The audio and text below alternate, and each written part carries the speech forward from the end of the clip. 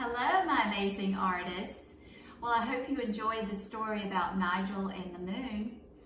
And if you remember in that story, the little boy Nigel had a little bit of a problem. He was in a quandary.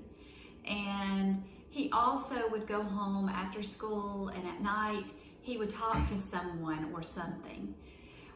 Who did he talk to at night? That's right, it was the moon. And when he talked to the moon, what did he tell the moon? Very good. He was sort of sad and a little bit uncertain about what he was going to tell his teacher and his classmates about what he wants to be when he grows up. And he also was a little bit unsure about telling everyone what his parents did for their jobs, because all of his classmates had kind of fancy jobs, he thought. So you know how the story went. And by the end, how did Nigel feel about his parents' jobs?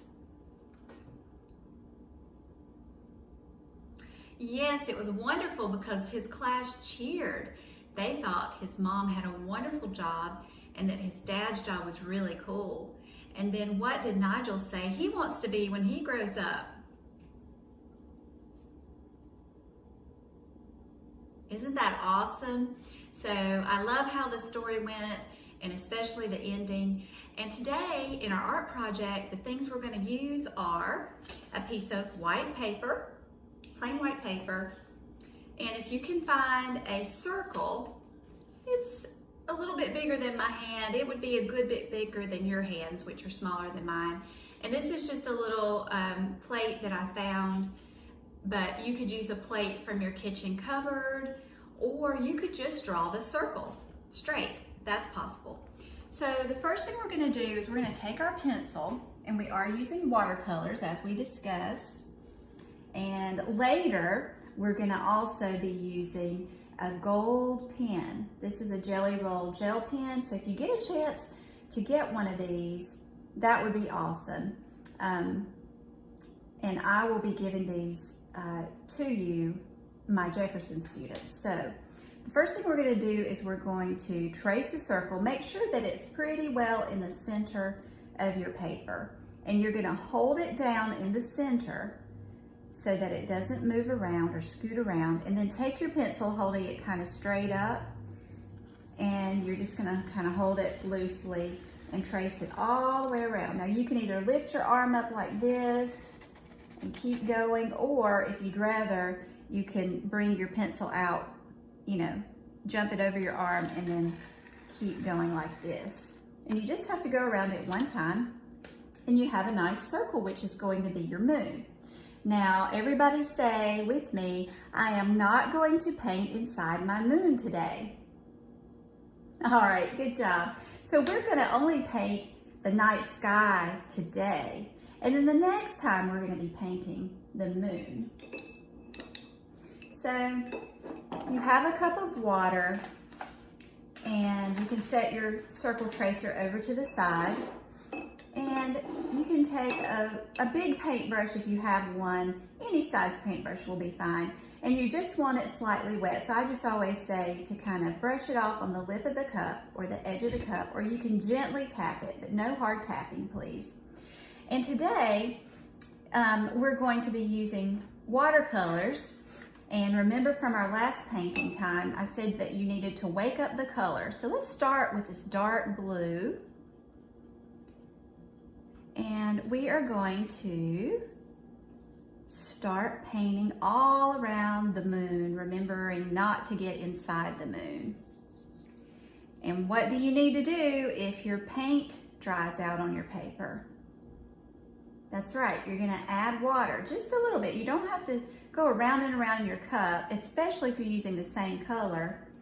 You just get a little more water, and you can even use a little bit of plain water to spread it out, because you have the color there already. And you're going to spread that color out evenly, or somewhat evenly, getting real close to the edge of the line that you drew for your circle or your moon, but not going into the moon. And we're just gonna keep making our beautiful night sky blue come on around. I got inside my circle just a tad, but I'm not gonna stress about it. It's okay. A little more water, a little more blue. And you see how it's darker when you first put it down on the paper after you dip it in the paint, and then it lightens up. And where the paint is wet, it will keep spreading as you continue to paint. And then, like I said, you can keep adding the water.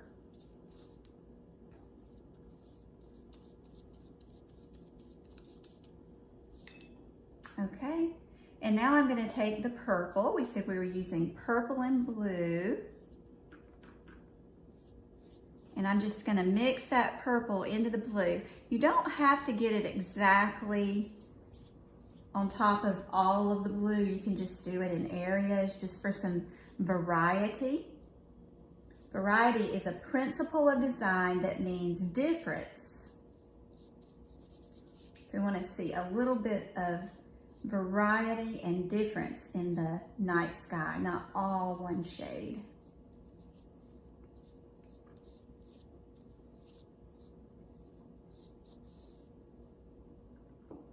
And again, I'm waking up my purple each time I dip the wet paintbrush in it.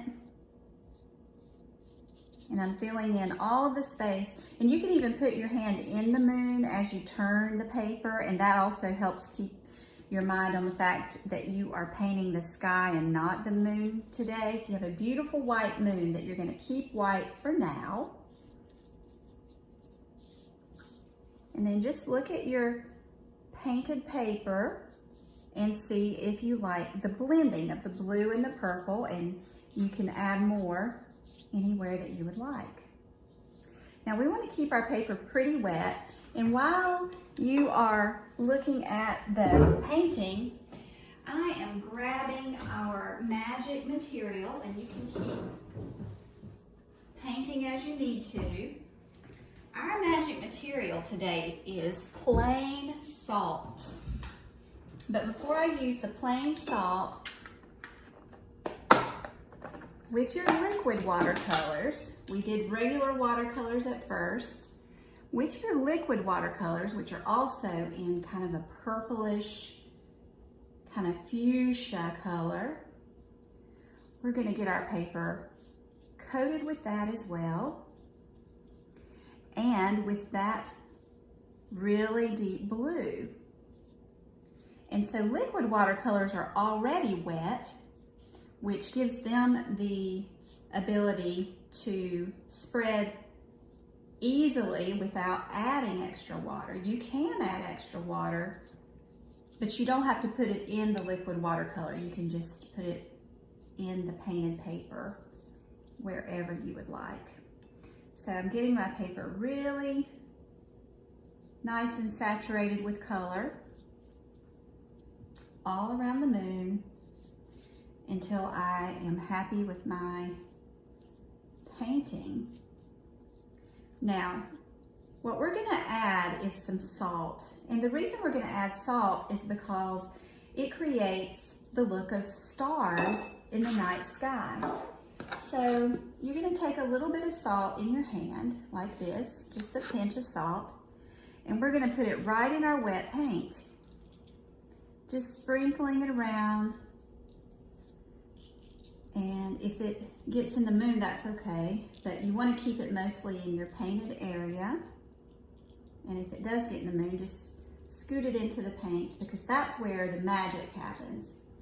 So what salt does is it soaks up some of the moisture or the water from our watercolors. And when it does that, it creates a little explosion.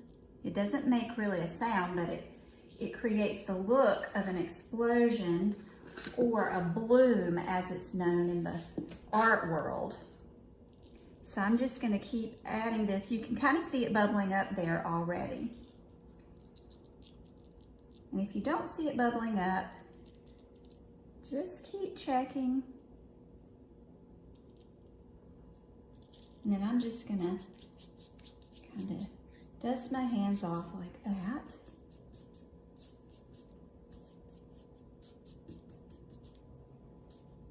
Okay, so if you want to add a little more salt, maybe like a pinch and a half total, down here at the bottom I may need to add a little more.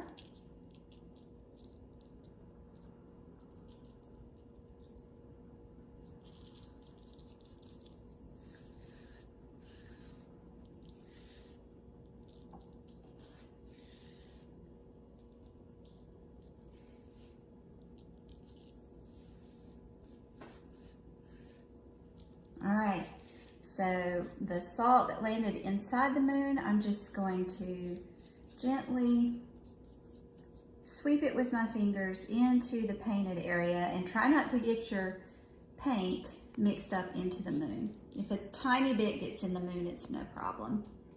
But try not to get your moon too smudged, leave it white. Okay, so class, I'm gonna let you watch what happens. And while you're kind of watching that happen, I'll show you the final results. So you kind of see if your paint looks like it's doing anything.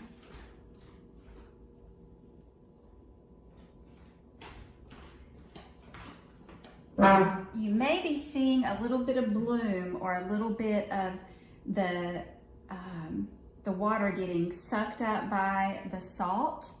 Now, if you don't see that at all, you may need to add some more water to your painting, and you can just take your brush. You don't want to pour water on it, but just take your brush and kind of dab it with more water, because that makes the salt wake up to do that bloom effect or that little explosion effect. And you have to wait patiently, because sometimes it takes a little while for the effect to fully take hold. But if you're impatient waiting, I'd like to show you what really does happen. So here is the, this is kind of like the middle step where I've added some shadow on the moon, which we're not doing today because we have to let the sky dry with the salt in it and everything. But you can see how now the salt is gone after the paint dried. And I have this beautiful starry night effect. If you look at it closely, you can see how it looks just beautiful with all these little little stars. I'm calling them little stars in the sky. So the next time we're going to be adding some details to the moon's face. So the moon will have a face as if it's sleeping and protecting you at night. And finally, we're going to be adding some gold stars and some shooting comets and some other things that would look wonderful in this night sky and the details on the moon. Okay, I hope you enjoyed that, and we will continue this project next week.